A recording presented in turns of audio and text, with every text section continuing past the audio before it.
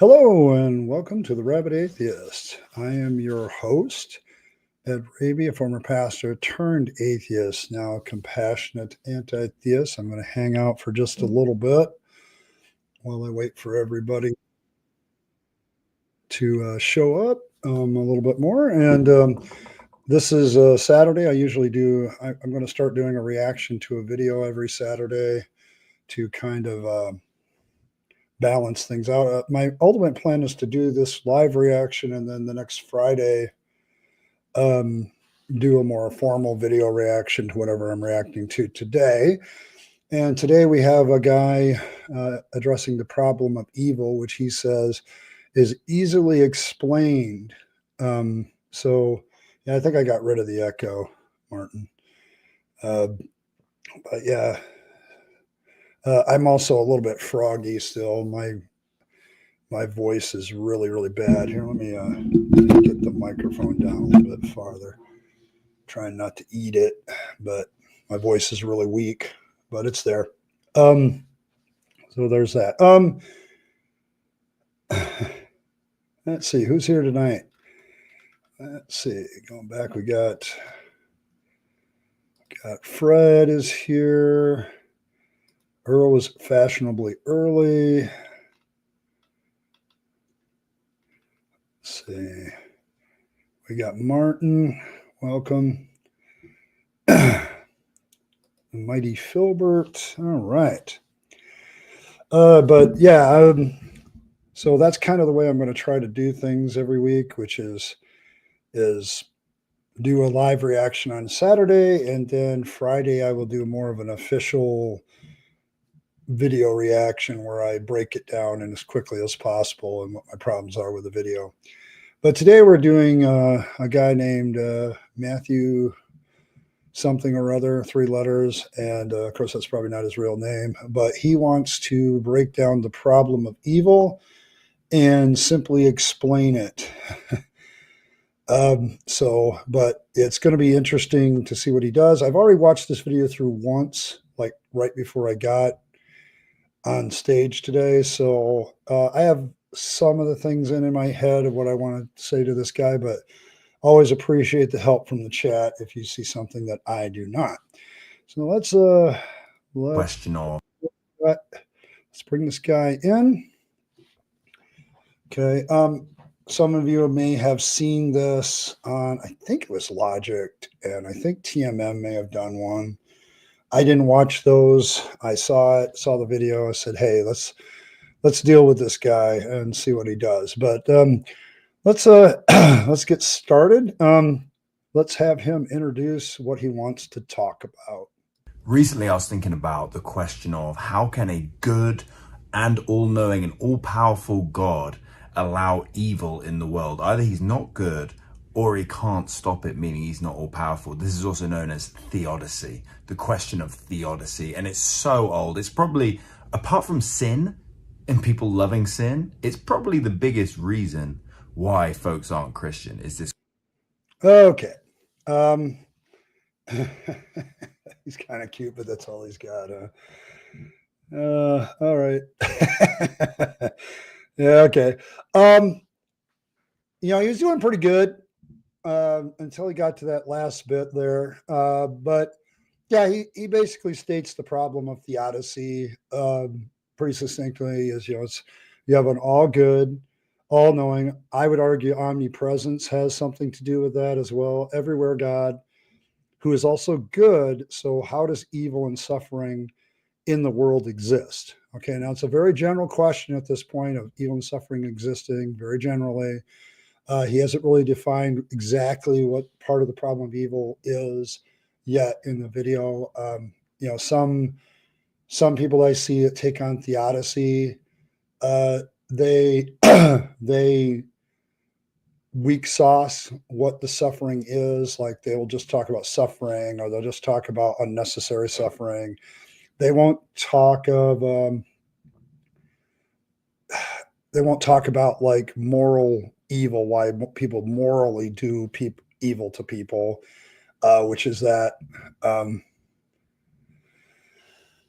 I don't know. He's then of course he has to add, he's a Christian and he makes that fairly obvious at the end because he's like, this is a real old argument. It's up there with, people want to sin, that's why they don't believe in God. And so we're already kind of poisoning the well about the people that follow the theodicy argument with this. But he's also, he's already going Romans 1 on us, 18 through 23, which I now know because I know I don't genuinely believe, and it's not sin that I want it. For me, getting out of faith was more about intellectual honesty, and it had nothing to do with any of that crap. So, but yeah, it's like he talks about how old it is. And I would actually point out the reason why theodicy has been around so long is it's very damn effective against a certain type of God. The issue of suffering brings up, and moral evil and natural evil brings up the issue of God being good or all powerful or omnipresent, or is he even there? That these omni qualities in comparison to the suffering in the world is the question. Okay, so that's the issue that we're dealing with when we deal with theodicy. Now he adds the whole they just want to sin thing. This is why people don't want to believe in God. It's theodicy and they want to sin. But at this point, I can tell that this guy probably hasn't really talked to any atheists about why they don't believe. He's buying. He's basically buying.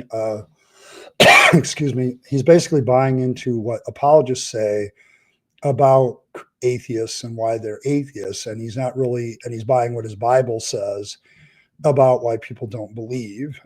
Particularly from Paul, Romans 1, and so he hasn't really.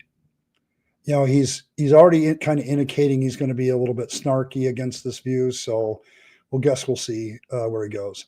See. Hey, Bren, good to see you. Appreciate you. So yeah. It really is the Epicurean paradox. Okay, so we're gonna see if he even addresses this. I don't want to spoil anything, so we'll see what happens. But let's move on. Question of why is there so much suffering in this world? How can I rationalize this with a good God?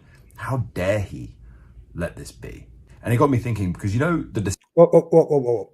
It's not about how dare he. Okay, I don't have this emotional reaction to theodicy like he thinks I do.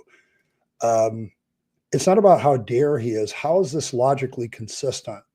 How do you have an all-powerful, all-good God who knows everything and who is everywhere allow for some of the evil that is there? And it's not just a question of suffering. It's a question of moral evil.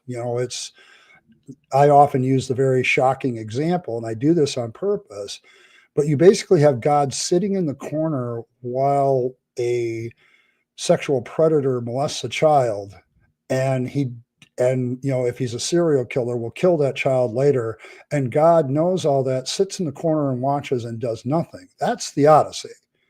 Okay, that's the issue. Okay, it's not a question of an emotional reaction necessarily, other than when you think about it emotionally and you put it in that vein and you note the various forms of evil out there in the world, and God is basically doing nothing about them.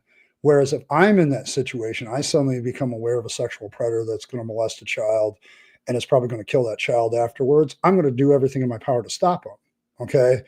And that, to me, that as an atheist, that puts me morally ahead of your God, who supposedly has all these qualities. I mean, I can play this game too, but it isn't about an emotional reaction to God that I don't think exists. It's the logical inconsistency of those four premises about God in relationship to the world.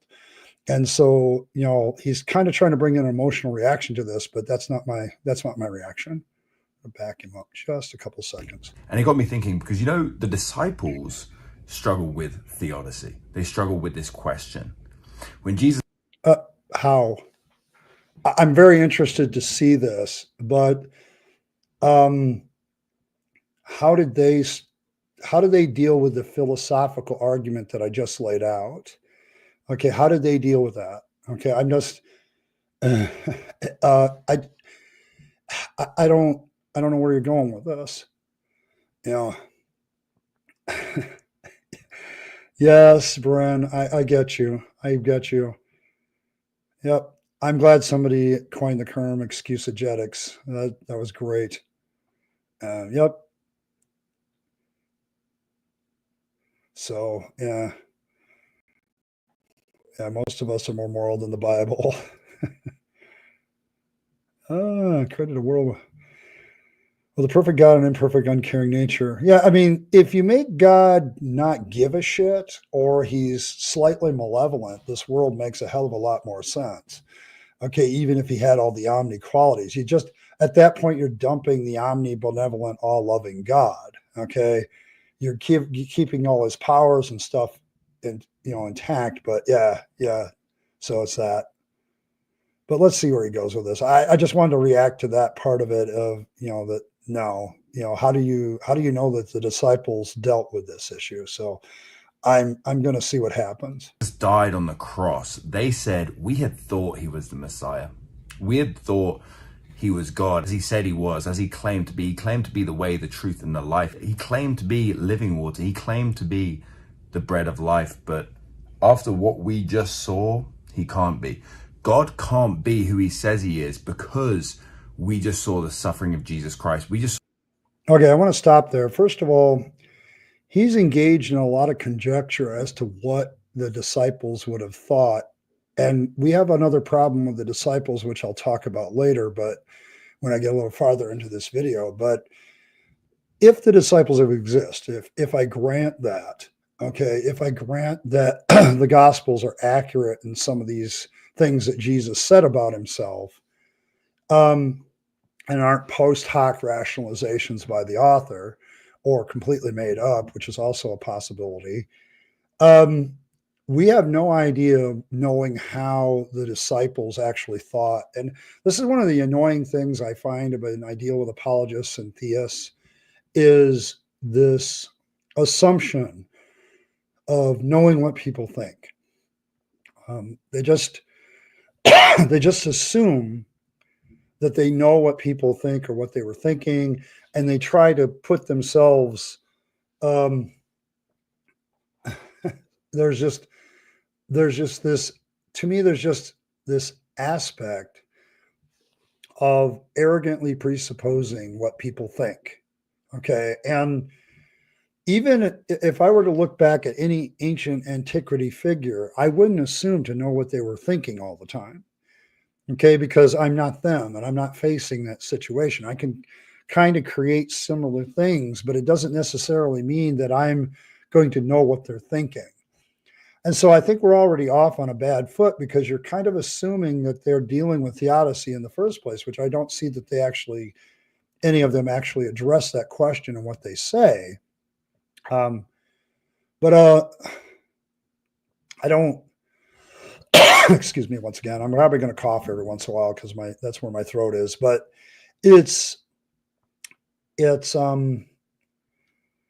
I don't know. There's an arrogant presumption of knowing what people are thinking, and I think that's built into the Bible. I mean, we look at like something like Romans 1:18-23, and Paul has this assumption about what people think and believe, and so when people believe that, they also start to develop this idea of having assumptions about what they think. Okay, so I don't know. A lot of these Asians should just try to talk first and then try to understand it first before they do these videos. That would be nice. As Fred points out, that would be very, very, very nice. But I don't think they do. I think one of the things with apologists that I know is even when they talk to atheists, they're doing one of these numbers. They already have their presup, mentality about what atheism is about. I mean, Frank Turek has really fostered that with his book. I can't even get past the introduction of that book because of some of the gross assumptions that he makes about atheists. And so when they talk about this stuff and they try to answer the theodicy question, yeah, they're coming at it from, they think they know what we already think or what we already believe. It's good. Trust me, it's going to get worse in this video. You guys are going to probably get a little bit angry by the end, but I figure it was worth the fun and entertainment this evening. So here we go. Saw the suffering of the innocent, and this is really at the heart of this question of theodicy. is how can the innocent suffer? We can kind of rationalize a murderer getting his comeuppance and getting killed himself, for example, but Jesus Christ is innocent. Why do bad things happen to good folks? And they struggle with this question so much so that they had to completely re-rationalize and strip down their idea of God. How can God be who we thought he was? How can Jesus be who we thought he was, given what? Okay, first of all, when you look at the Gospels and what the disciples say about Jesus, they say he's the Son of God. I don't know that they made the logical leap to that he was God himself in flesh. And I think that's a later theological development. It doesn't take too much time before the Christianity starts to make that assumption, but there's also like the Gnostic view that develops where Jesus isn't really real. He's a phantom because the real God can't shut, the physical is evil and the spiritual is good kind of mentality. And so I think a lot of Christians today assume what these disciples would have thought, and they don't really think about what was going on at the time. Okay. They don't really get an understanding of the fact that Christian theology within the first, second century went 100 different directions about Jesus. Okay. So it's like by the third century, we're having an argument about it. So I'm sorry, but he's engaged in some speculation of how they would have had to deal with theodicy. And I'm not sure they're really dealing with theodicy. They're dealing with messianic expectations by the Jews in compared to what happened to Jesus. Okay. And so, and this is where they start to post hoc rationalize like Isaiah 53 and other some of the Psalms, and they bring in all that stuff to kind of justify their story. But that's kind of the way it is, so he's already kind of engaged in a lot of speculation about what the apostles or the disciples would have known or understood. And so I'm not sure that provides a good answer to the theodicy question, but we'll see how he's doing. Yeah, apologists do stick to their script.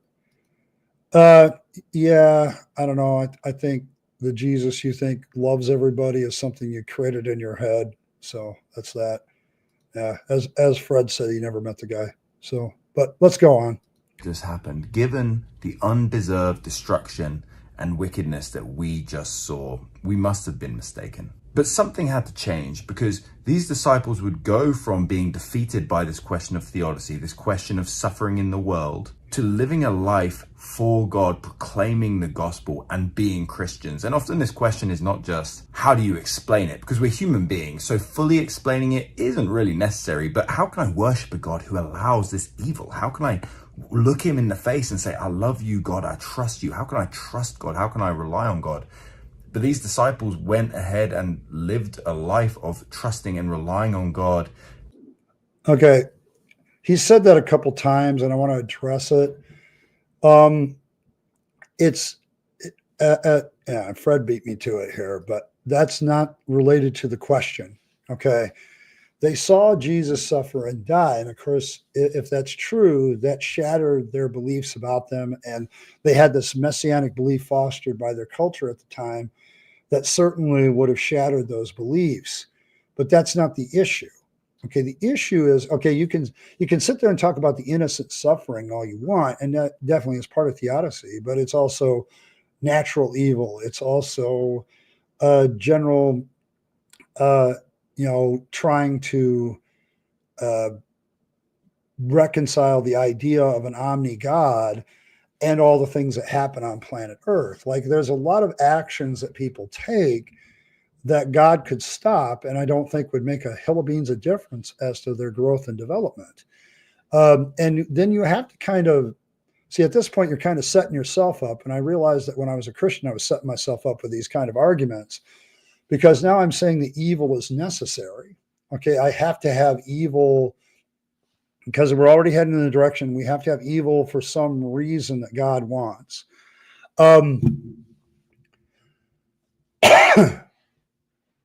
So it's the issue of you're now setting yourself up for, I didn't expect this. And so I'm going to expect something else, and that something else is going to be the answer to my problem of the theodicy.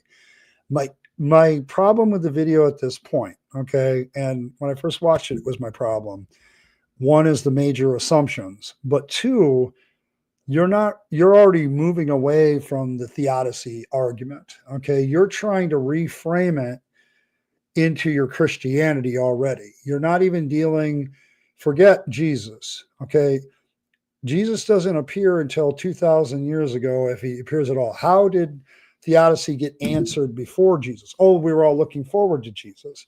Well, that's a whole big packle of assumptions. Okay, there's just a whole list of assumptions that you're going at, and you're still not addressing the main question of theodicy. And I'm wondering if your answer, when I was watching this video the first time, I was wondering at this time what your answer, whether your answer was going to actually be, a philosophical answer, or you were going to just give a Christianized, this is my Christian answer to the problem. And I already think I know where we're going.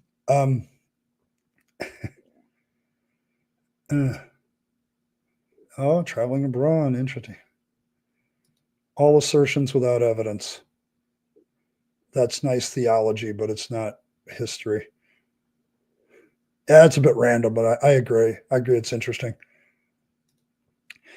Yeah, I mean, the whole good and evil thing kind of points to the fact that, I think actions can be good and actions can be evil, but are people inherently anything is nature inherently? No. Nature is just following its normal physical, chemical reactions to things the way it does it, Yeah, it's like that. It's natural disasters are not events. But if you, this is where it becomes a problem for the omni God, though. Yeah, unless in which case it is all his fault, okay, because he's in control of all those things. No, it's not. It is hearsay. Sorry, there's not any respectable historian that would say that. Okay, it's half myth, half legend, and the rest of it is conjecture. The few historical things it gets right, I'm sorry, Homer's Odyssey gets those right too, but it doesn't mean that he actually fought Cyclops. So, yeah, evil as a noun is a man-made construct. It's something we've created. Correct. There are no first-hand accounts. I deal with this every time I do a questionable witnesses Bible study, as I point out that number one, you don't know who the author of the Gospels are, or most of the history of the Old Testament. They never mention who they are. They never say those. That's all tradition. And there are no accounts that are eyewitnesses of Jesus. Okay, if you take, for instance, Jesus's birth in Bethlehem, who gave the gospel writer that story? Don't know. Sorry, if I went to court with the Gospels, they would be dismissed as hearsay. So that's the end of that. Yeah, it's hearsay. Okay, it's absolute hearsay. Okay, it would not be acceptable today as history or as testimony. Okay, and eyewitness testimony is shaky anyway. Okay, and it's because people get things wrong. So sorry, those are nice assertions, but you have no evidence for those assertions. All right. Well, let's see where he goes. And they eventually died spreading the message of the gospel. That's how much they. Gotta stop. That is not true. We don't know that. Even is it Sean McDowell who wrote his dissertation on this very topic of what happened to the 12 disciples, had to conclude that 8 of them we absolutely don't know anything about. Okay, so that assertion that they spread the message and then died for it is absolute, completely non-existent proof for about 8 of them. For the other 4, 2 of them I would say is sketchy. I agree with Apologia that it's sketchy what McDowell says is good evidence for their existence. And we only have 2 of them. And the problem is the only 2 that we have named to death, I think only one of them is in the Bible, which is in the book of Acts, which is purely the Bible told you so. Okay, purely. Okay, so you don't have that. And so you're going down a direction where you obviously aren't aware of the fact that even Christians are dismissing this argument because they realize that they don't have the evidence to back that claim up, that they all died for their faith. Okay, none of them are recorded to have died for their faith.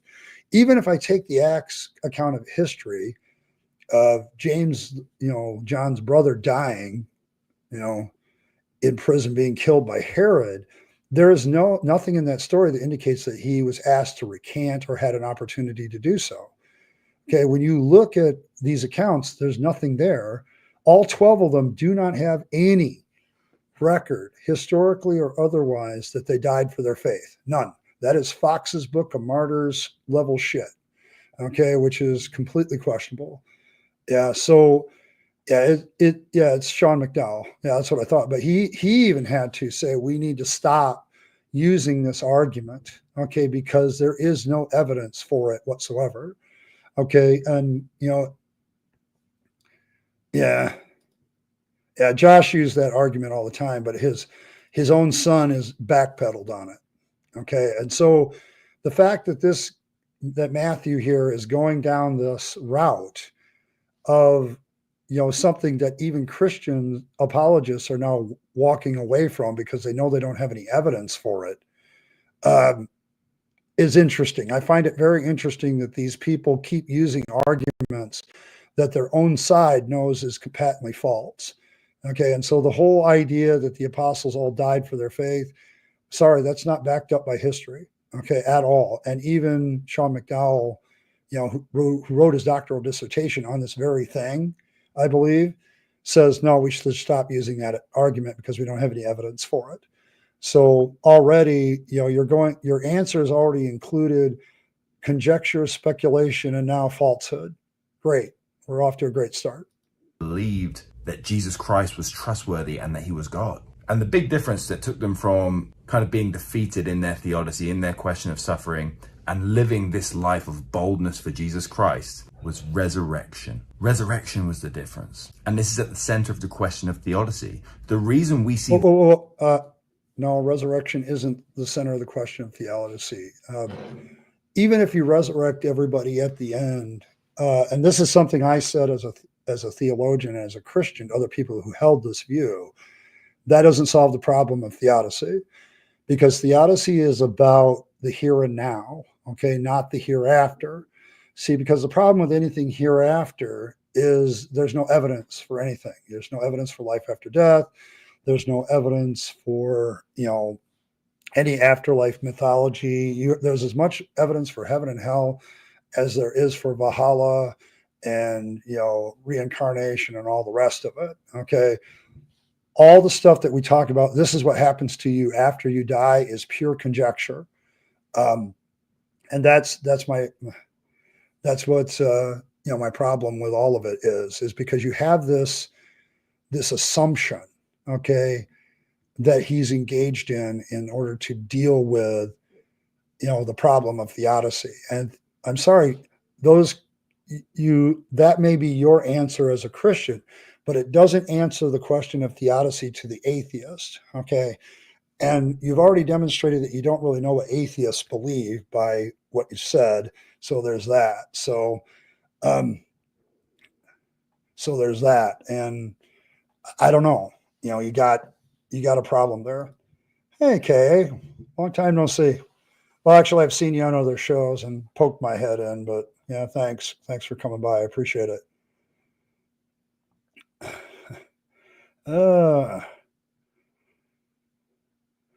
Let's see. I think Paul G was saying that it had to be proven that they were given a chance to denounce their faith before they died, before you could even use this argument, and that is true.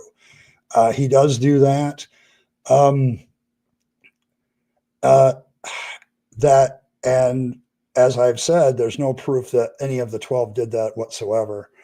And yes, this is exactly what my point is. He's not understanding the nature of the question. Okay, so he is, and I know now that and I can tell you a little bit of a spoiler, his answer is the resurrection. The answer to theodicy is the resurrection. Problem, the resurrection isn't proven to have happened. The evidence for it is pure, the Bible tells you so. And so you don't have anything, okay? You really don't. And so it really frustrates me sometimes when I deal with this question that the immediate thing that apologists do is from from, we're going to deal with theodicy to avoiding theodicy altogether and offering up their own explanation that doesn't have anything to do with the question. So here we go. Buckle up. The innocent suffer. The reason we see evil in the world and God allows it is because there is a day of resurrection, and because there is a... Okay, that doesn't solve the problem. Okay, it does not solve the problem. Okay, because if you cut off my arm, and just because, later on I get it back again, it doesn't mean that I don't go through the suffering and the loss right now, and that stays with me. And so I don't think that does anything, because theodicy is about the here and now. It's not about, you can punt to the afterlife, the unproven assertion of the afterlife assumption for any religion to get past suffering, if that's what you want to do. But it doesn't get past the problem of the here and now suffering, the here and now moral evil. Okay. You're the one with the problem. Okay. You have this all-knowing, omnipotent God who's everywhere, who's supposedly genuinely loving and allows people to suffer very horrible things, including up to death. Okay. But I would argue there are some things worse than death. And he lets it happen when a lot of it is unnecessary. It's about the moral evil. It's about the unnecessary suffering. If God exists, every natural evil, it is said by the Bible, for instance, seeing you're going to be a Christian, give me a Christian response, that God is the one who causes all calamity. So the wildfires out in California, God did that. Okay. And all that human suffering is his fault. Oh, wait a minute. No. It's like, and all of a sudden you want to backpedal, but your Bible says some very peculiar things about God.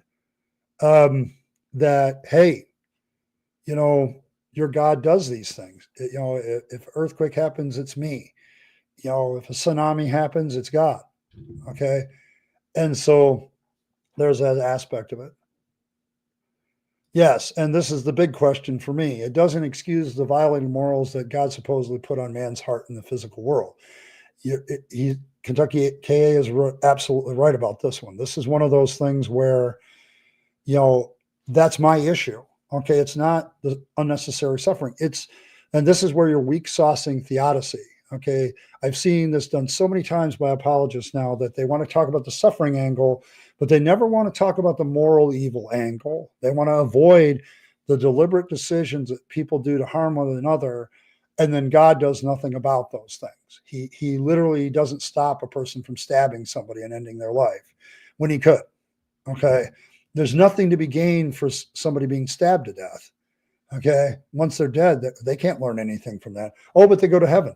Well, prove to me that heaven exists. Prove to me hell exists. Prove to me Valhalla exists. List me any afterlife story and give me the evidence for that. And there just isn't. You can make up anything. It's really, it's really bad. Not just nature, people too.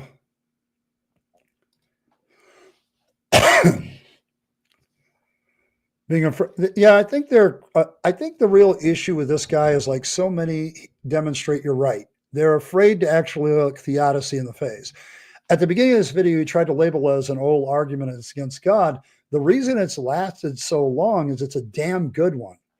Okay, it's a really damn good argument against the omni-God. Now, I won't say that it gets rid of all deities, because if you have a lesser deity that doesn't have the omni qualities, absolutely you could say that they're, like these pagan gods they're just in one place at one time, so they can't see and do everything about everybody. They may know about it, they may not have the power to do anything about it, or maybe the evil is their fault, because you have two sides to a pantheon that keep warring with each other, and so suffering is a natural. You can, the funny thing is polytheism has better answers to the theodicy question than people who believe in the omni-God, because the omni-God is the problem, and they don't want to deal with that. So yeah, it brings up questions of deception, correct. and he has all this supernatural stuff. So why doesn't he? It's like it's always that way. Okay. And they don't like the implications of it to their God. And so I think that's why they dance around it. This guy is sidestepping. Okay. He's not dealing with theodicy. He's dealing with the Christian answer to suffering, saying that there's going to be some afterlife, which is a dodge. They don't want to deal with the fact that their God is deceptive. They don't want to deal with the fact that God doesn't seem to want to be supernatural when it really counts. Okay. And that was one of my big problems. And the problem I have with a lot of these apologists is they want to say that this is a simple answer. It's an old answer. It's an old argument or whatever. And it's like, it's been around for a while for a damn good reason. Okay. It's a damn good argument. And in order to avoid it, they sidestep it. They go away. So there's that, it's one of those problems, that, they can't get around, because if they actually look at the argument, they realize that it's got a lot of good points. And so this guy's kind of shifting to some other discussion that doesn't have anything to do with theodicy, but he thinks it does. But I want to continue on. Day of judgment to come. There will be a day where all who have died will be brought up and the light will shine on everything. There will be justice. God collects all of our tears. Nothing will go by the wayside. There'll be no injustice left so. All the scales will be balanced. And this is because God is not just a God who brings resurrection, but he is the resurrection. Okay. Once again, this is all assertion without evidence. This is all, you're bringing in the afterlife into this discussion.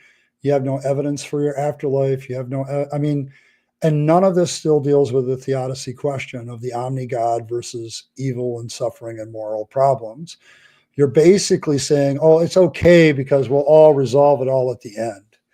And it's like, that's a great way to punt. Okay. And all religions do this to a certain extent, where they're like, oh, it all makes sense later. Well, I don't need it to make sense later. I need it to make sense in the here and now. And theodicy deals with the here and now. They cannot directly address this. Okay. They can't, they have to avoid it. And it's really frustrating at times, because I've seen the theodicy argument either misrepresented, weak sauced, or sidestepped so many times by apologists. I'm about ready, to accuse them of just being deceptive, and they are deceptive. They're being deceptive about what it is. They're lying to themselves. I don't see how you get past all of this. So there's that. Hey, who else we got? Oh, we got a few more people showing up. Hey, Left-Handed Jedi, appreciate you being here. I don't know if I gave X Music a shout out. Thanks, sir or ma'am. I don't know. Thank you for being here. I appreciate you. So he's trying to say that it's all going to pan out in the end.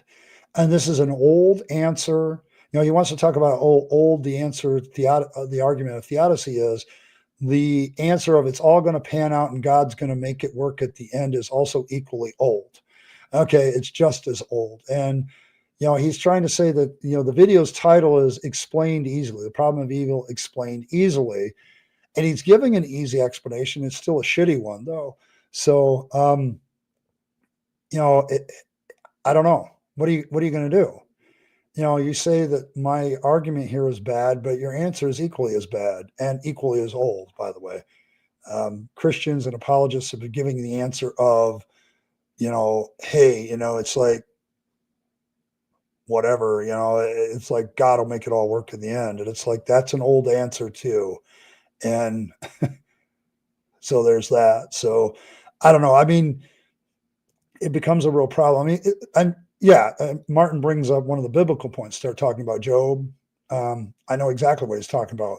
Job had to deal with the suffering in the here and now, and he didn't have a real good afterlife thing to believe in. The Jews believed in Sheol, which is a place of waiting till the final judgment, but there wasn't any, there wasn't really a clear afterlife message with the Jews. You at least, as Hitchens, I think, said, at least with Jewish people. You could die and get away with no eternal punishment. But Christianity, Jesus meek and mild, brings that in. So, yeah, making sense implies that it's part of a plan or intent. If everything is planned by God, then the suffering has to be planned by God. The moral evil has to be planned by God. It's the trap that you fall into. Because if you have to justify the suffering or the moral evil, you have to say it was part of God's plan all along. Okay, which means then God is the either necessary author of evil, or he has to allow for it to an extent that he has to push its existence or allow its existence in order to do a greater task, which means that then evil is somehow good. And this is kind of the mental gymnastics that a lot of them go through when they get to this point. So it's a real bad explanation because they don't want to look it in the face, because then you have to say that evil and suffering and moral tragedy and people killing each other and sexually assaulting each other is all part of God's plan. Okay. And there's no evil. And as you point out, Michael, no morality then either, because it's the theist that has to deal with the fact that every moral action must some way be good because it's all part of God's plan. Okay. And that's something I don't know. I don't know. It's like, it's that aspect of it. He either doesn't stop it or he doesn't care. And that doesn't make him a good God. That automatically proves, okay, he can be omnipotent, omniscient, and omnipresent, but he's not good. He's not morally good in that sense because all actions are the same. They're all part of his plan. So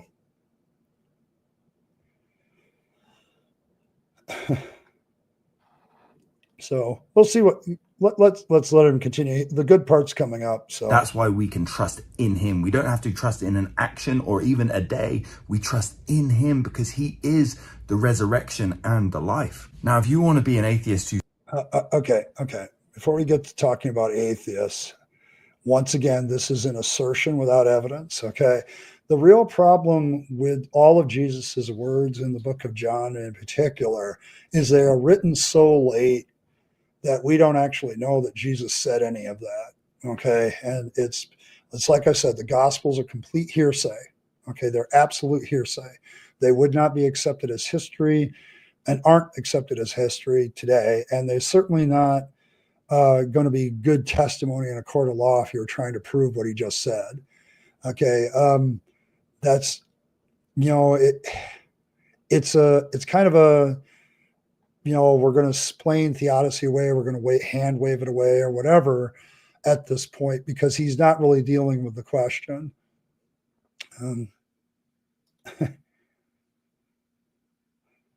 Yeah, it's empty platitudes. I would agree with you, Kristen. It's amazing how much in religion, and I did this too when I was still a theist and a Christian, how much empty platitudes are a great comfort, but they don't actually answer the question. Okay. That it's all going to be better by and by, doesn't answer the question of the here and now. And this is one of the tools that religion uses is these doctrines of the afterlife, because when the questions get hard, we just shift our focus to, oh, well, it'll all be better later. And then it takes it off of what we need to do now. And I think that's the problem with most religions, is they want to shuffle the problem away from you and you're not going to deal with it. And theodicy is a great way of illustrating that. They always like to shuffle it like this guy to the by and by, but he's going to start talking about atheists at this point. I always find that interesting and see if he's going to do anything different here. So let's go. Now, if you want to be an atheist who says, well, you know what, I just don't believe that. I don't believe there is a resurrection. I don't believe in the resurrection of Jesus Christ. Then, yeah, I don't have an answer for theodicy for you, because the only... Thanks for admitting it, that this isn't an answer to theodicy. If you don't believe in the resurrection, if you don't believe in any of that stuff, this is a non-answer. Okay, it's hand-waving, it's waffling. I wish I could put my waffle meme up right now. It's always the by and by at this point, and it's never dealing with, and you have literally just admitted that this is not an answer to theodicy. I'm glad you did that, because if you were going to say that this is an answer to theodicy, then it's not. But if it's a Christian answer to getting by theodicy, yeah, okay. If you want to justify a lot of stuff, then there you go. That's just a good way to. So okay, but I'm gonna agree with you at that point. No, it's not an answer. So let's back up a second here. So let's see. Theodicy for you, because the only answer to theodicy, the only answer to the question of suffering, is the specific person of Jesus Christ. How? Okay, that's your assertion. That's your claim. Prove that claim. Okay, so here's the thing you have to do to prove that claim. Okay, first of all, you have to prove that God exists. 2, that he gives commands that can be disobeyed. 3, that those disobedient commands are sin. And then therefore then you have to prove that Jesus is the actual answer to all those problems that God set up. And so you have to prove that it makes sense that somebody dying, God dying to appease God, who did all the things, makes sense. Okay, and this is I don't understand how apologists like this can just assert their beliefs as an answer. Okay, no, I don't believe what you believe, so give me an answer that fits what I do understand about the universe instead of what you understand about the universe. It's not very good apologetics. And I would have said that as a theist and an apologist once upon a time. I said, this is just not good apologetics because you're not even dealing with what the person actually believes. You're just asserting your belief and saying it answers the question for you. So, yeah, okay, whatever. Let's continue. The God of the Bible is not a deistic God who doesn't care about us, who's far off. No, it's the person of Jesus Christ who came down on the cross. Okay, first of all, the deistic God would actually explain the problem of evil a hell of a lot better than you guys do. Okay, a non-involved God who just sets up, energy and matter and walks away actually makes a hell of a lot more sense than somebody who's actively involved. So I find that very interesting that you say that. I would argue that a deistic God makes more sense if he doesn't give a shit. Okay. And we're just, we're nothing to him. It's the Thanos answer. I don't even know who you are at all, kind of thing. That makes more sense to me than a God who says he's actively involved in loving. It's the loving part at this point with the moral evil and unnecessary suffering that kicks you in the ass. And you're not really answering that question. So, but yeah, I'd take a deistic God ahead of time. So care about us, who's far off. No, it's the person of Jesus Christ who came down on the cross, died for our sins, suffered with us, became suffering himself, became sin and death himself, and then resurrected. And he brings resurrection to all of us. This is okay. All of those are nice if they could be proven to be true, which they can't. And so they dwell in the realm of speculation, hearsay, non-history, claims without evidence. So there's a crap ton of claims here with no evidence backing them up. Okay, so you can give that answer, but that is only a valid answer to somebody who actually believes. It's not a valid answer to anybody that doesn't believe. Okay, you're sitting here saying that makes sense, but to me that doesn't make sense either. Okay, because God is the one who set up the parameters of the universe. So he's coming up with a solution that apparently he didn't see it in his foreknowledge that shit was going to happen and go down. He didn't see in his foreknowledge that he was going to drown all the world. He didn't see in his foreknowledge, and somehow if he does see it, then it's all part of his plan. So you have to assume that all this is part of his plan. And I'm like many atheists, I don't see how human sacrifice solves that problem, how more suffering solves the problem of suffering. So yeah, I mean, an all-powerful God could achieve all those goals without suffering. And that's just simply the truth. Otherwise, it kind of demonstrates he's not all-powerful and all-knowing when you have suffering. And this is your answer. So resurrection to all of us. This is how God can be good and all-knowing and still allow suffering, because he suffered himself and paid for all our sufferings on the cross and then made all things right through himself, being the resurrection and the life. Now, so God saves us from himself by he himself offering up a sacrifice to himself to appease the wrath for the rules that he himself created in the first place. Do you realize how stupid that sounds to me now? I used to preach this shit, and now you just laid out the gospel in the exact way that an atheist would criticize it. It's like he suffered. Why does he have to suffer himself? If he's all knowing, he already knows what suffering entails without having to do it himself. Okay, he's already experienced suffering if he's all knowing. If we're going to say that God is all knowing, he's experientially all knowing. He knows what every creature goes through. In the words of Jesus himself, not a sparrow falls to the ground without his knowledge. He knows all of that. He doesn't need to experience suffering in order to understand it. Okay. And it brings up all kinds of questions about God. It's like, okay, he's all knowing, but he doesn't know that human beings are going to sin and need a solution for this. This is just, it's a whole bunch of post hoc rationalizations, this theology, and it always is. We're trying to, this is why I say theology goes in a circle, because the entire gospel is cyclical. Okay. It's all, and then all of a sudden God identifies with our suffering. Well, how couldn't he, if he's all knowing already and all present already, how could he not already identify with their suffering the moment somebody suffered for the first time? Okay.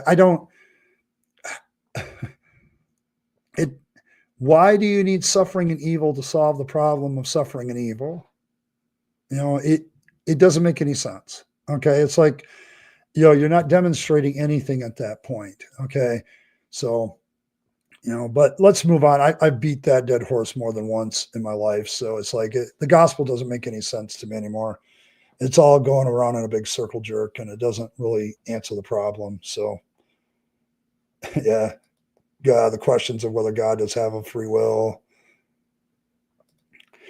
Not be able to empathize himself. Yes, exactly. That's the issue. It's like, it's supposed to excuse the suffering of billions. That doesn't make sense from a justice standpoint either. Kay is batting 1,000 tonight so far. I appreciate you. But yeah, it's like, it doesn't answer the question. Okay, it really doesn't. We know him not only as a God who identifies with our suffering, but he himself is the cure, is the fix, is the answer. Because if he really was you're missing the point of theodicy. If he was really the omnipotent, all-knowing God, there wouldn't be a necessity of a cure in the first place. That is the point of theodicy, is that it points out that there's no need for an omnipotent, omniscient God to provide a cure if he's omnipotent and omniscient and knows what's going to happen. He would already have identified with their suffering simply because suffering exists, human suffering exists, and he wouldn't need to do that. He wouldn't need to die to do that. Okay. So yeah, sorry, dude, you're not really answering the question unless I accept your bullshit. Okay. Which, I'm sorry, there's a lot of bullshit here. Okay, there's a lot of theological bullshit. As a former theologian, I can see it. You're just going around in circles and dancing around the problem of theodicy without actually addressing it, and you're still doing it. He has overcome all the penalties of suffering, sin, and death. This question of theodicy. Okay. Problem. Why does he have to overcome them? And why would he if they're become a necessary part of his plan?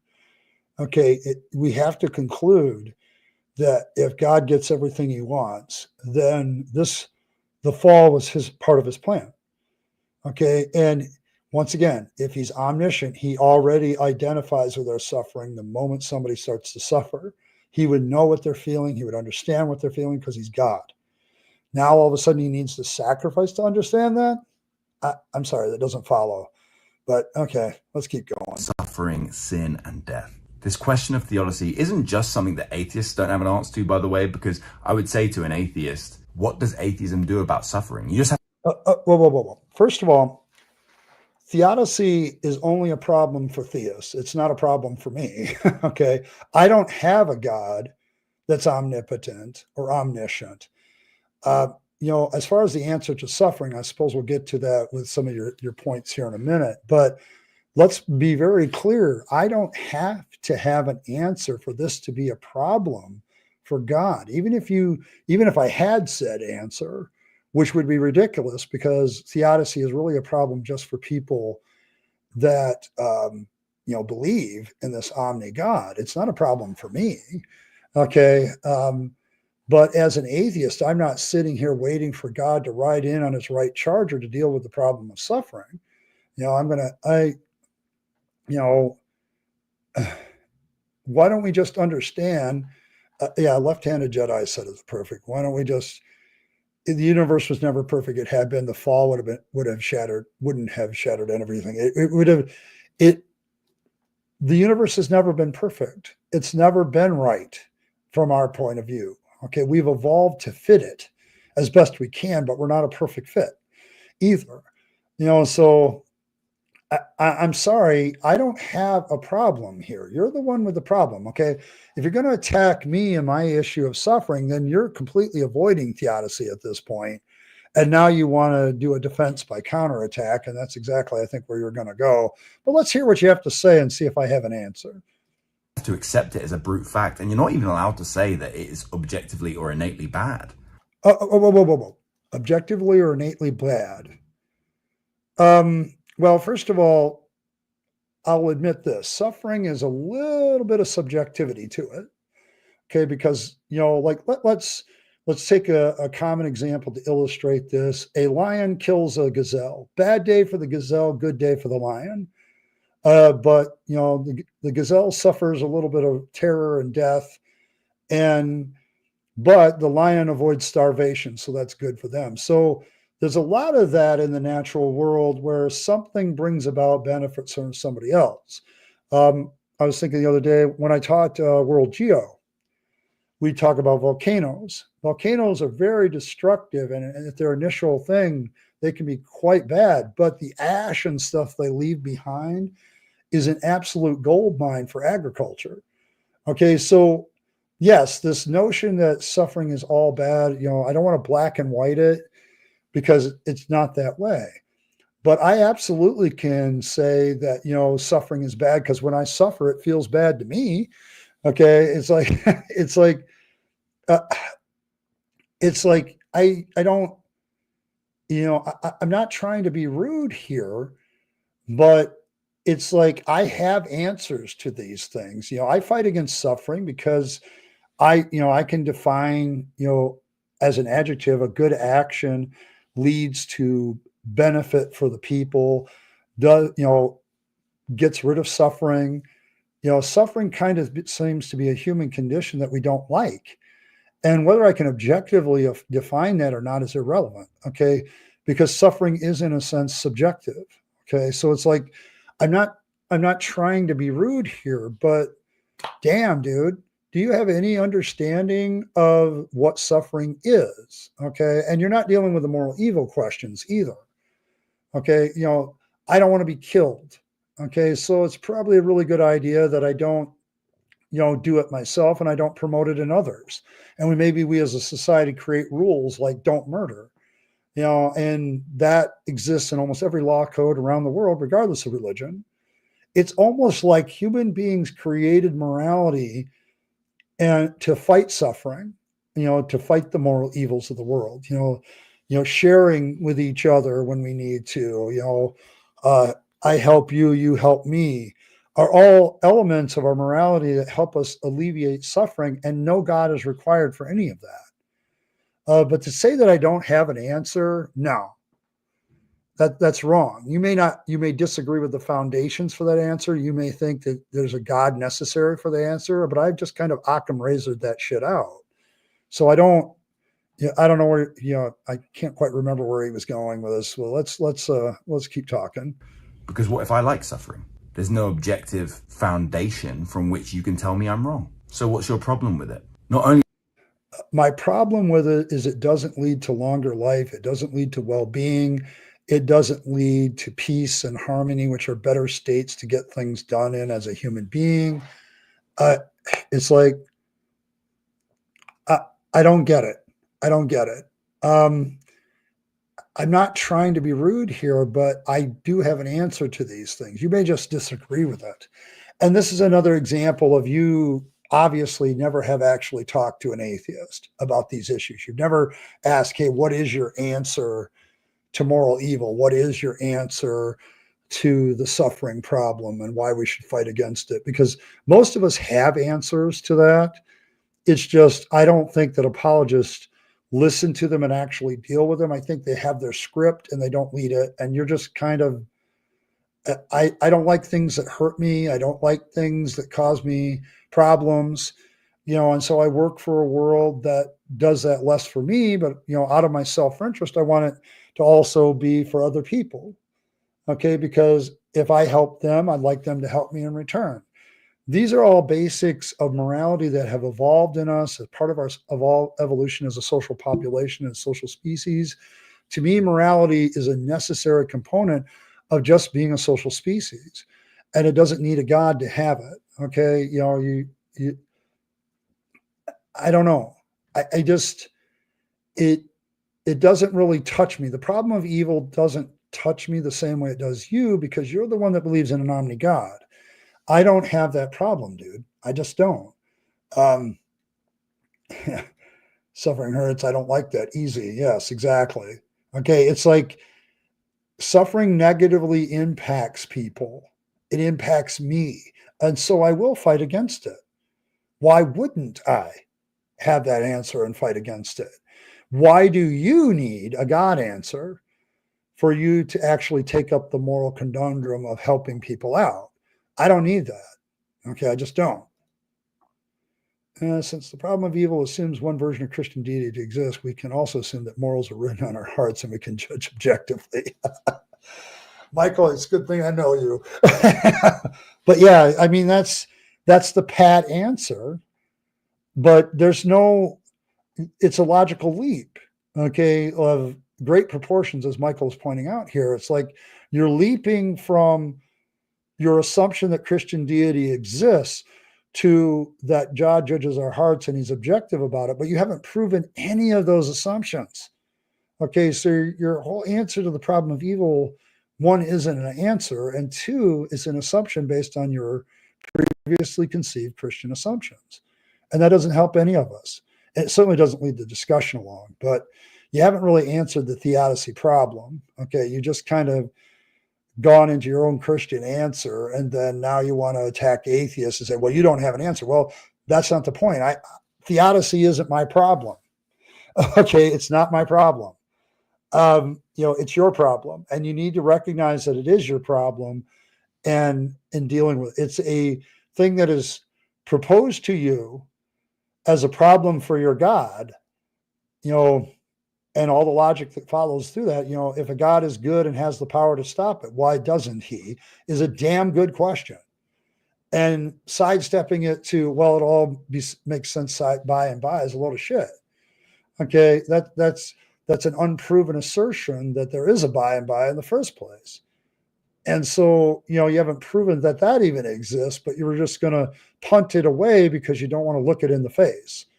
Okay, and it's this, I'm going to say it, cowardly dodging around the issue that most apologists do with the problem of evil that kind of really gets to me at times. But yeah. Does atheism not have an answer for suffering in that same way? But Islam doesn't, because their God is not the resurrection. Their God does not. Okay, first of all, Islam does have an end of the world scenario that deals with suffering. So, I know you're trying to bash on everybody else and make the uniqueness of Christianity argument, that we only have Jesus and the resurrection here, but other religions have an answer to the problem of suffering. Okay, Buddhists have the answer that suffering is an illusion and suffering comes from desire. And so they have an answer to this problem that's much more here and now than the Christian one. I mean, I kind of know where you're going to go. You're going to go bash on some more religions because that's your thing as a Christian. But it's like, you're dealing with a problem that I think every religion tries to deal with. And atheism, who doesn't have a religion, who doesn't have a view, we are touched by suffering, I think, more than the rest of you all, because we realize that this is the one world, the one body that we get. And so we want to alleviate suffering because I don't like it. Okay. And if I don't like it, I want to get rid of it. That's subjective as hell, sure. But subjectivity can lead to great action. And that's one thing that you guys miss about subjectivity all the time. It's not about feelings, it's about us being subject to each other, being around each other, dealing and interacting with each other. It's not emotions. Okay.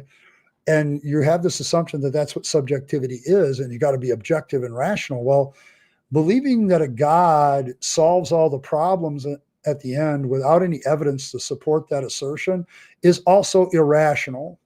Okay. It doesn't solve the problem. So I don't know, it's a bigger problem than you're letting on.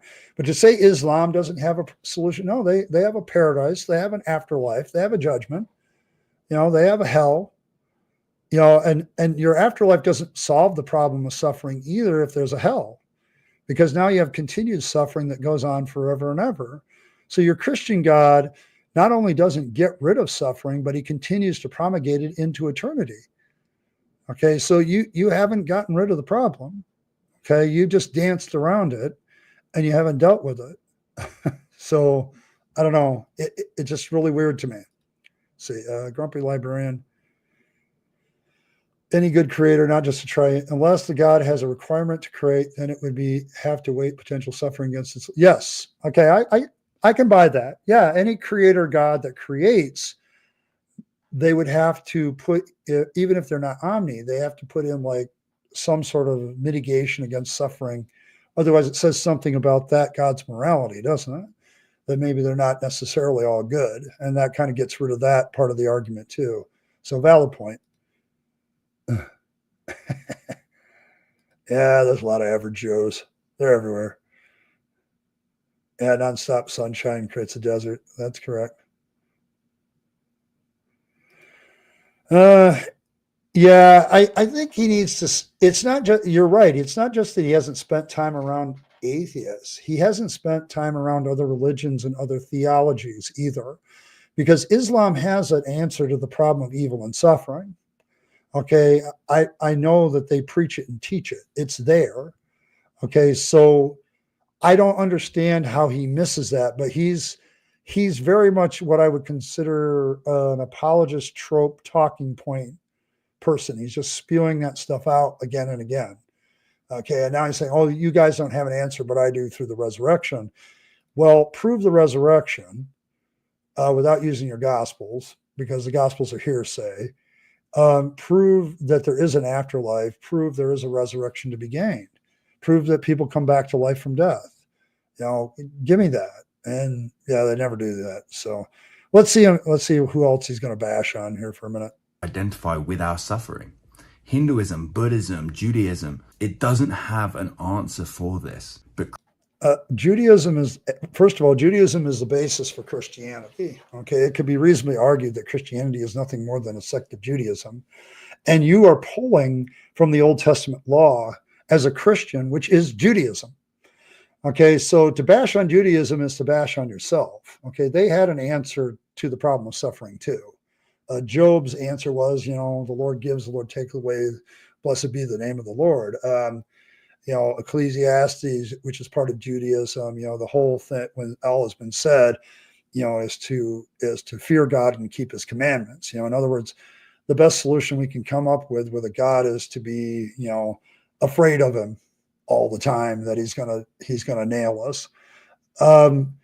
Hinduism has an answer for suffering in the sense that, but to say that it doesn't have an answer to suffering, it has one. I don't agree with it.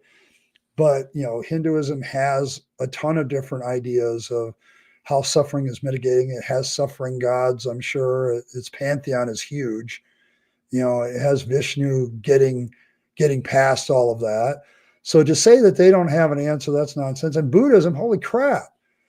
You haven't really read Buddhism, have you? Okay, because Buddhism starts with, all of life is suffering. It is like literally the whole major question of Buddhism, how it starts and where it goes, is directed at the problem of suffering. Where the hell have you been, dude? You've been under a rock. Have you read any of these people? Okay.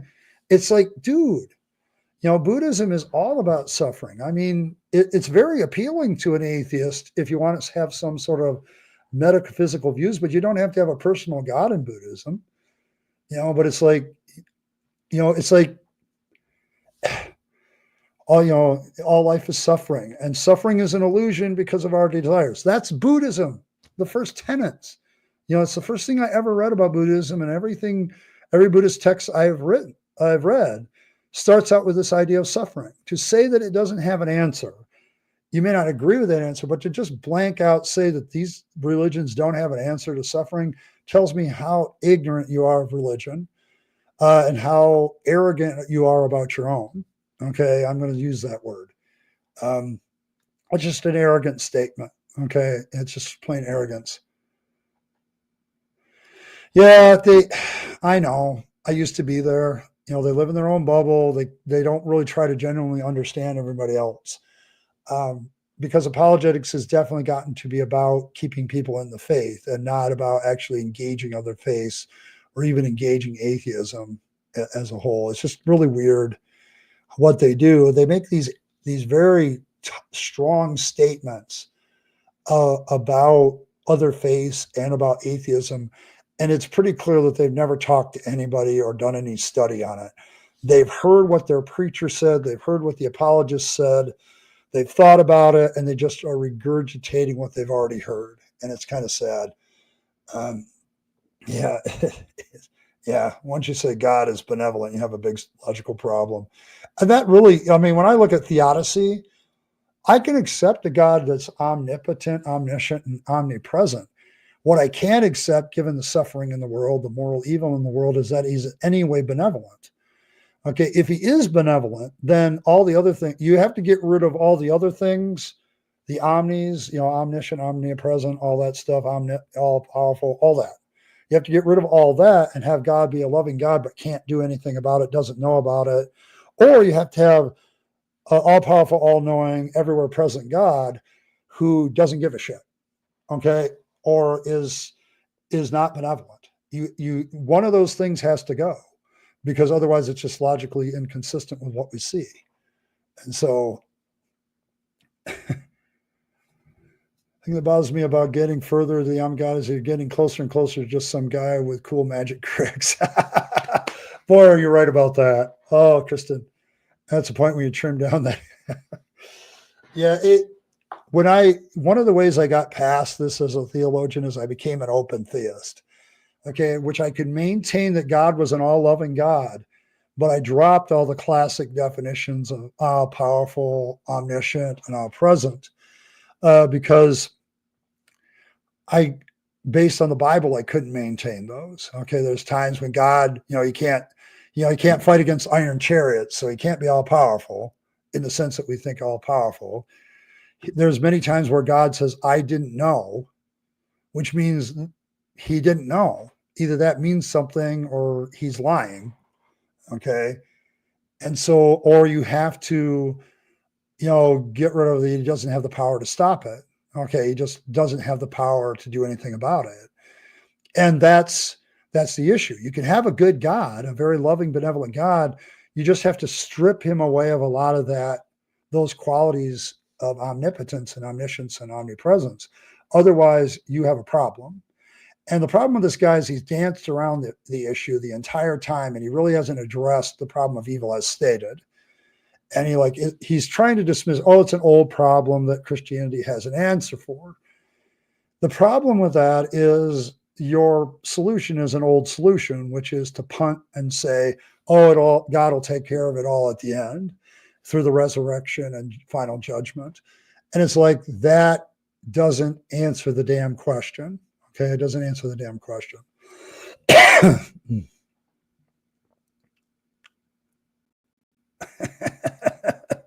I'll just leave that up for people to read. Oh, Michael. Yes. Sensitive could decimate God. Yes. But yeah, let's let him finish up. He's got a few seconds. Christianity does because of the person of Jesus Christ. Recently, I was thinking about all powerful. No. Okay, I'm just going to go no. Jesus Christ actually injects a whole bunch of other problems. That's the end of the video. He thought that, it's less than 5 minutes long, and he thought he could just dismiss the problem of evil by engaging the Christian answers without proving any of the Christian answers being true. And so I don't know. It's still no. Yeah, Fred, you're right. It's just still no. I don't want to, I don't want to get rid of the sincerity of a lot of believers, because I think this kid is sincere in what he believes.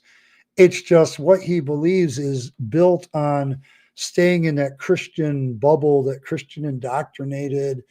I'm not going to actually talk to any real atheists about this problem. I'm not going to steel man theodicy. I'm going to deal with the lower level of the innocent suffer. And it's not just about that. It's about animal suffering. It's about how creatures suffer. It's about natural evil. It's about morally evil actions. I mean, the theodicy argument deals with the entire nature of evil in the world and how that is compatible with all the rest of it. And so it's still a no. Your Jesus doesn't solve that problem, because you still have a gospel that's irrational, that God died to appease the wrath of God, okay, is your argument at the end of the day. And it all is going to be made better in heaven in the by and by. But that doesn't deal with suffering either, because if your God creates hell, then God has perpetuated suffering into eternity. And so you're basically getting away from the problem of suffering altogether. Whereas I, as an atheist, can say, well, you know what? Suffering kind of sucks. And you know what? Maybe we should get rid of it or minimize it. But it's, I can at least have an answer of saying, I like life to have less of it so that my life is longer. I want to live long. I also would like to be prosperous and at peace instead of being in want and lack and starvation and all the rest of it. It seems to me that this practical side of actually solving the problem in the here and now, we're actually, as people who don't believe in God, actually engaging it from a secular point of view and going, hey, there's something we can do to mitigate the suffering in this world. Why don't we tell people not to be dicks to each other, and get that across. It's like I have a lot of answers to the problem of suffering that are multifaceted, because the problem of suffering is multifaceted.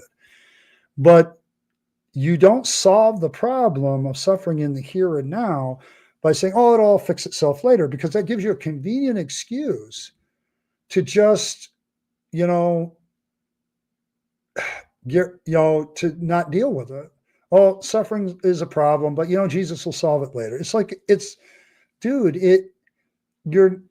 give yourself no motivation when you have that attitude to deal with it in here and now. He didn't really provide the best Christian solution. I think a lot of Christian apologists would say, hey, dude, you kind of really fumbled the ball on your explanation there too. So it was kind of crap as an answer too, from a Christian point of view. Yeah. I think there's a lot of young apologists that are very sincere. Okay. Every time I run into a young apologist, they're very sincere. They really believe their faith. But you're right. They're brainwashed. They're indoctrinated to a large extent. A lot of them, if you push them, they will tell you they've never been out of Christendom. They've always been a Christian all their life. It's like, and they're trying to justify their own belief, and they don't really deal with actual answers. My deconversion started in a lot of ways. Well, it started with a lot of questions when I was still a Christian, but when I started talking with atheists, actually listening to them and their explanations and how, because I asked the question, well, how would morality work? So, well, morality just is because, whatever. It's like, there's that aspect of it. It's like the more I talk to actual atheists, the more I did comparative religion studies, where I actually looked at religion, say, well, what is this, my criticism of this religion, and how doesn't that apply to mine? Okay. It's like, it's the age-old question. And once you start studying religion and actually looking at it and being honest about the Bible and start listening to atheists instead of assuming what they believe, you suddenly realize that maybe your own thing really isn't the thing, you know? And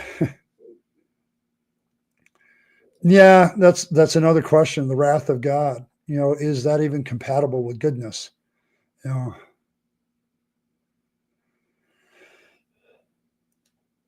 so I am. I like the old Star Trek. I have them around here somewhere on DVD in case the world ever comes to apocalypse. I still have a TV and a DVD player to watch Star Trek, the original series. So, yeah, me too. The older I get, the more grumpy I get. There's people out there, Michael. There's people. God damn it.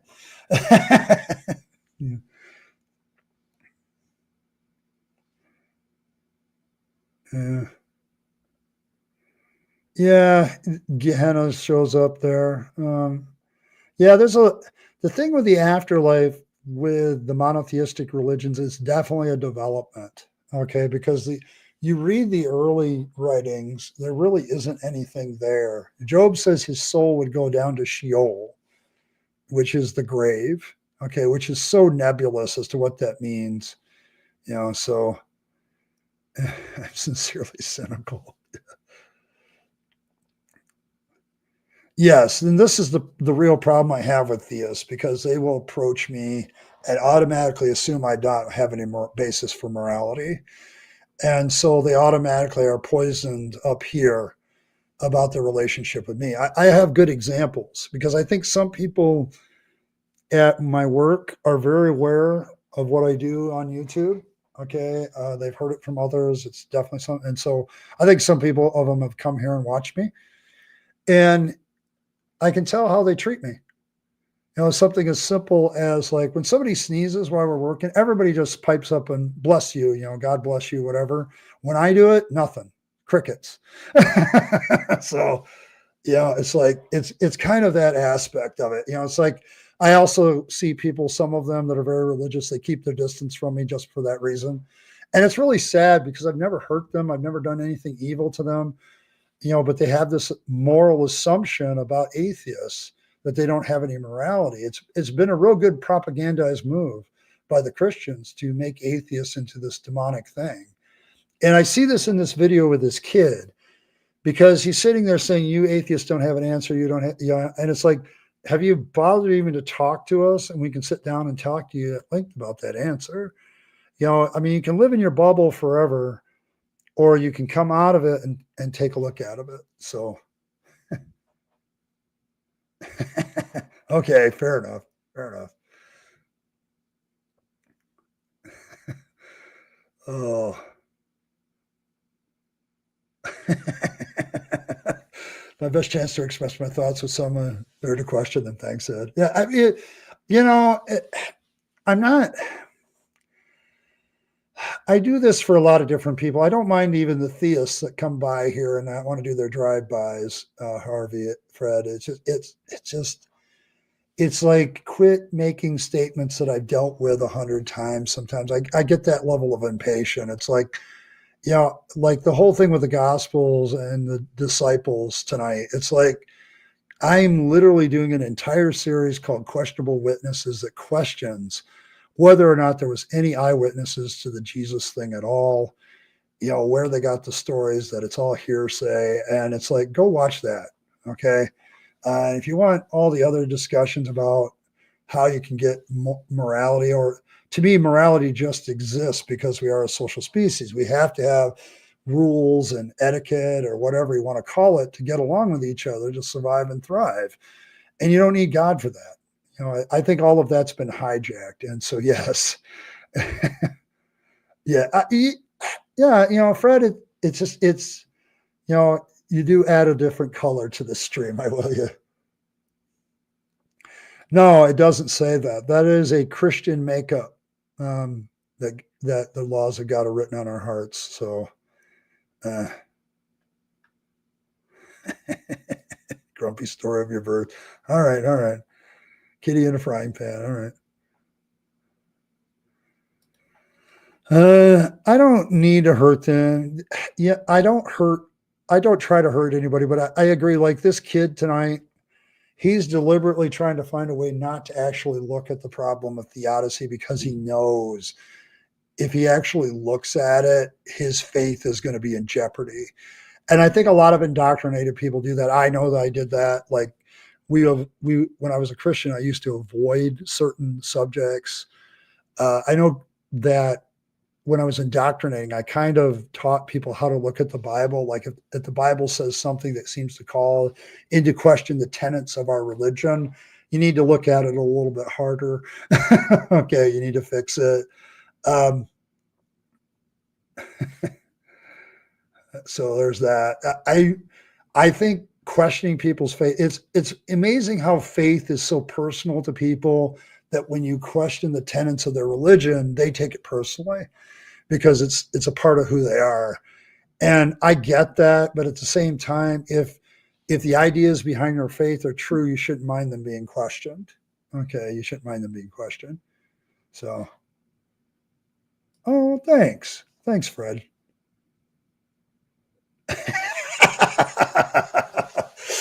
Oh, petrol. Oh, yeah, I have. But Trump's going to solve all that. We're going to drill. We're going to increase the supply of oil, and it'll all be fixed. So we're good. So, yeah, I'm about to wish everybody well for the evening too, because I got done with the video and I can sit around and have fun for a little while. But I got a Lions game that I need to see the end of at least. So there's that. I think it's kind of on them in a large extent. They want to get offended. I as a Stoic, I have my views on getting offended. If I'm getting offended by something, I need to realize that maybe I haven't looked at it closely enough, and I need to find out if there's a rational reason for me being offended. Am I offended for a reason, or am I just offended? And so, yeah. See you later, Martin. Yeah, if you want to continue discussions, Bren kind of runs my official, unofficial Discord. So, it's a place to have discussions related to this channel and other discussions. So, sin safely. Yeah, Mark. Yeah, sin safely. So there's that aspect of it. So, yeah. All right. Well, I'm going to call it a night, guys. This was fun. You'll probably see this as a more official reaction later, sometime this month. I'm going to try to double time my reactions for a while in order to get it caught up. What I want to do is react live on Saturday and do something official on Friday. That's why I want to get to that point. So that's kind of where we're headed with this. And I've got a few that are in the backlog. So you might see a lot more reactions over the next time we go. All right. I'll pull that one up. But yeah, it's been real. It's been fun, guys. Thanks for everybody stopping by. If you haven't subscribed to the channel, I really appreciate that. Make sure you like the video on the way out. If you haven't done so already, super chat, super thanks are always welcome. PayPal links in the description. But the best way is to be members, and then you can join this crazy cast of characters that I have in the chat who are members of this channel, who I love very much. Hit all the buttons. As Earl says, hit all the buttons or else, allegedly. I appreciate that. Anything that helps the channel grow, I greatly appreciate it. Thank you all. Appreciate you, Michael, all of you. Yeah, it's been great. But as always, live your best life. You only get one go around and then it's over. So make sure you take all your time, money, and opportunities and give them to yourself, the people you love and care for, and to make this a better world. You'll be happier if you do. And don't waste them on the trappings of religion and faith, because that's a dead end. I know. I speak from experience. And as always, guys, thanks for stopping by, and I will catch you all next time.